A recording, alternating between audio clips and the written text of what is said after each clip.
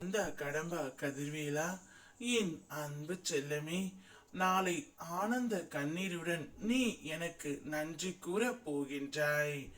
என்னப்பா சொல்கின்றீர்கள்? நான் ஏன் உங்களுக்கு நன்றி கூற வேண்டும் என்று என்னிடம் கேட்கின்றாய். இதை கேட்டுவிட்டு நிம்மதியாக உறங்கச் செல்லமே. யாரிடம் எப்படி நடந்து கொள்ள வேண்டும் என்பதை நீ கற்றுக்கொள்ளாத வரை உனக்கு எதிரி யாரும் இல்லை. உனக்கு நீயே தான் எதிரி.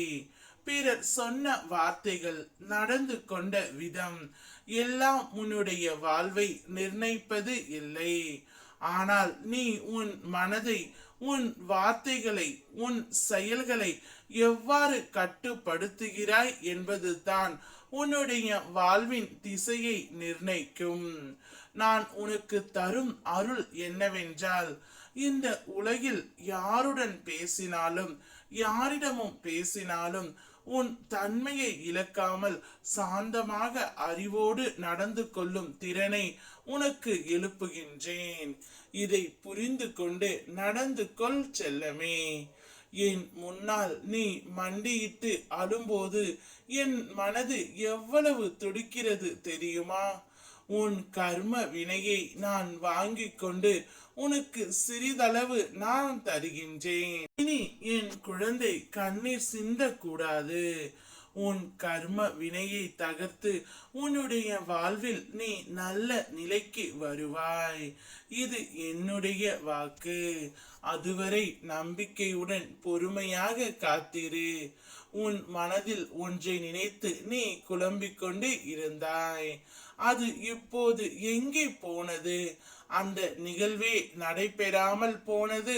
உன்னுடைய குழப்பமும் வீணானது. இதுபோல் பல நாட்கள் உன் வாழ்க்கை தேவையில்லாத குழப்பத்தை எண்ணி தவிக்கின்றது. நான் இருக்கின்றேன். துணையாக எது வந்தாலும் வரும்போது எதிர்கொள். வருமுன் வீண் கவலை மற்றும் குழப்பங்கள் வேண்டாம் தங்கமே.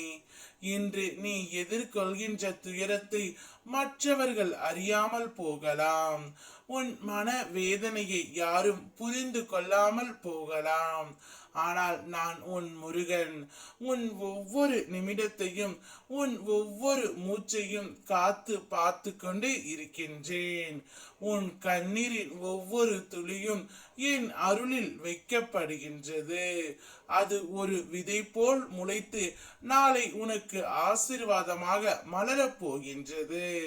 அதனால் நாளையே நீ எனக்கு ஆனந்த கண்ணீருடன் நன்றி கூற போகின்றாய். உன்னுடைய கோரிக்கைகள் அனைத்தையும் நான் நிறைவேற்றி கொடுக்க போகின்றேன். கந்தா கடம்பா கதிர்வேலா.